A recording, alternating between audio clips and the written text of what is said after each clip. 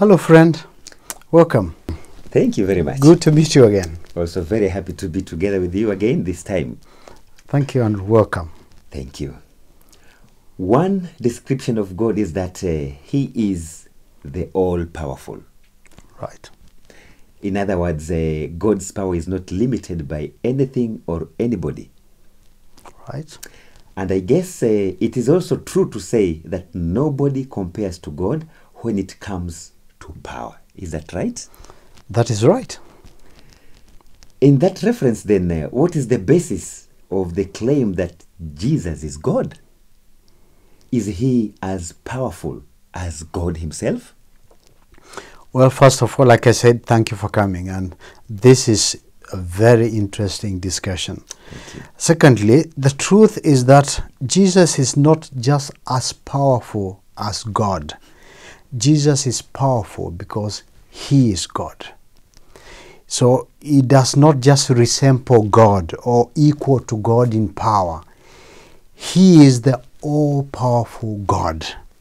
So that we can put your question, if you like, a bit differently. Like, do we have proof that Jesus is the all-powerful God? Is that okay with you? It sounds quite okay. Okay. Yeah. Then we start by looking at God's power in creation, because God's power can be seen in a number of areas. But now let's look at, for example, the creation and see whether Jesus Christ fits in as the creator. Okay? Mm-hmm. And for that matter, I want to request you to read from Genesis chapter 1, verse 1. Genesis chapter 1, verse 1, it says, "In the beginning, God created the heavens and the earth."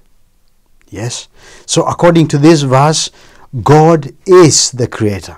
It is said clearly, God created. He created everything by His power. Mm-hmm. And again, from nothing. God can make things from nothing. And that is actually the definition of creation. We make things out of other things. So we have raw materials. God didn't have that. He created what we see and what we do not see from nothing. And from the verses then that follow, which you are not, maybe don't have time to read now, but you can read later, we see that before this creation, only God existed, nothing else. Unless the Bible doesn't tell us. But there was nothing else in existence before God created. So He is the only one who was not created. So He just happened. No, He was there from the beginning. That is what the Bible says. Okay. So from the beginning of beginnings, he has no start. He is the Alpha. He has been there before the creation. Okay? Yes. So God again, how did He create? If you read the verses that follow, God only said, commanded, let there be. And there were things. So He said, let things be like this. And things came together like God commanded. So His word had power to create. And that is the power of God. So God created all things from nothing by His power, the power of His word. So the only one who was created from something is Adam.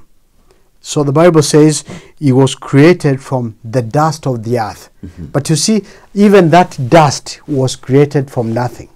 So by the end of everything, we can simply say God created everything from nothing by the power of His word. What do you say about that? Well, I think, as you say, it's only God who possesses such power. Absolutely. Nobody else. Yeah. God only can create that way, through His word and from nothing. You see, God has the power to create. And for this fact, then it becomes the only creator. We don't have any other. He is the only creator. But again, Jesus qualifies to be the creator. And we get this proof from the book of John, chapter 1, verses 1 through 4, and the following. But at least read chapter 1, verses 1 through 4. The Gospel of John, chapter 1, you said verse Yes. 1 through verse 4? Yes. Okay, it says, "In the beginning was the Word, and the Word was with God, and the Word was God. He was with God in the beginning. Through him all things were made. Without him nothing was made that has been made. In him was life, and that life was the light of men." You see the passage you have just read. Yes. There are a few things that we see also in Genesis. For example, in the beginning. But now in John, in the beginning was the Word. And this Word is the one, or was the one, that created everything. The Word was from the beginning, meaning the Word was not created. And the Word was God. Not a god, not one of the gods, but God himself. Now what did this Word do? It created, he created everything. And this is the creator. This Word had the power to create everything. Now, what is the one thing that men, however educated, cannot do and have not been able to do or create or make? Life? Exactly. Life. And you see, you can read for yourself that same chapter 1 of John, verse 4. John chapter 1 and verse 4. Yes. It says again, "In him was life, and that life was the light of men." Now, in whom, in the Word, was life. Meaning, this Word, the one who is being mentioned here as the Word, was the source of life. It was the source of life for all living created things.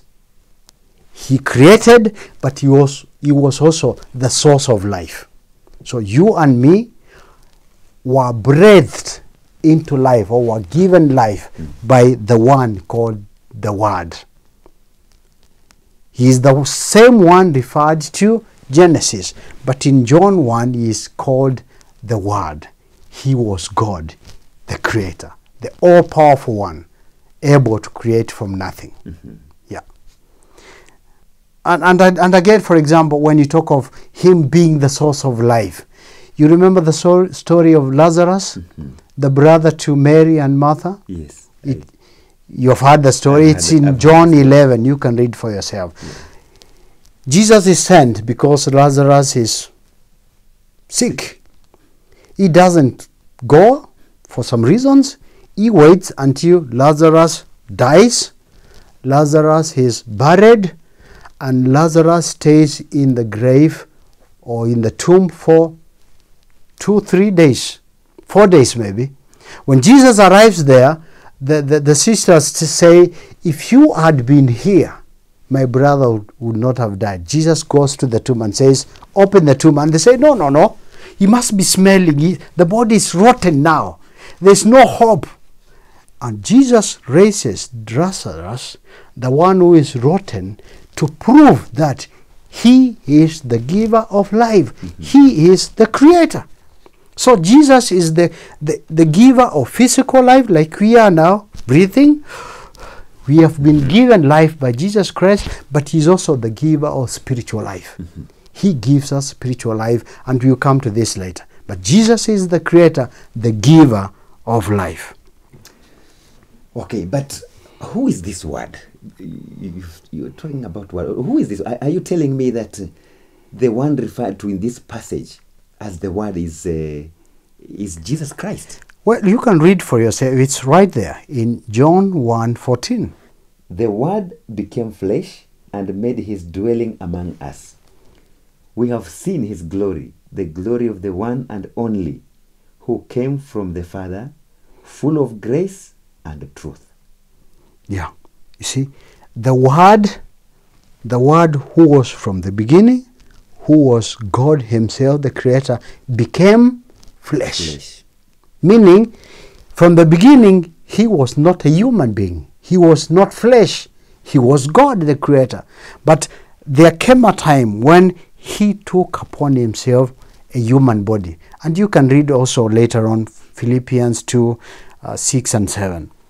Then came down to us, dwelled amongst us. And that is why we call Jesus Emmanuel, God with us. God who has come to dwell amongst us. Mm-hmm. But he didn't stay there here indefinitely. Once his mission was accomplished, he went back to where he came from. He went back to heaven, and he's seated at the right hand of God today. He is God. Yes. So you see, this passage in John talks about Jesus Christ as the creator of all things. He has the power to create. Jesus had and still has the power to create. He has power to give life. He raised the dead. He still heals the sick. He has the power to give life. You see? And Jesus is not just as powerful as God, but Jesus is powerful and the all-powerful one because he is God. He is the creator of all things. He is our God, the Almighty, the all-powerful one. Does that help? Jesus, Word and God? Yes, Jesus, the Word, who is God, the Creator. Yeah, I think I'm getting it. Yeah, and just simply said, the word referred to in John is the title for God. Jesus is the Word, and Jesus is God, the creator of everything, the giver of life. He has power to create. He has power to give life. But of course, we can take this later and push on with the discussions. Yes, I think... and you're most welcome. Thank you. I think it will be nice to have some time again to continue shedding more light on Jesus, the Word, God, all-powerful, so that I can get more. There's more to learn. Thank you. And you're most welcome. Thank you very much.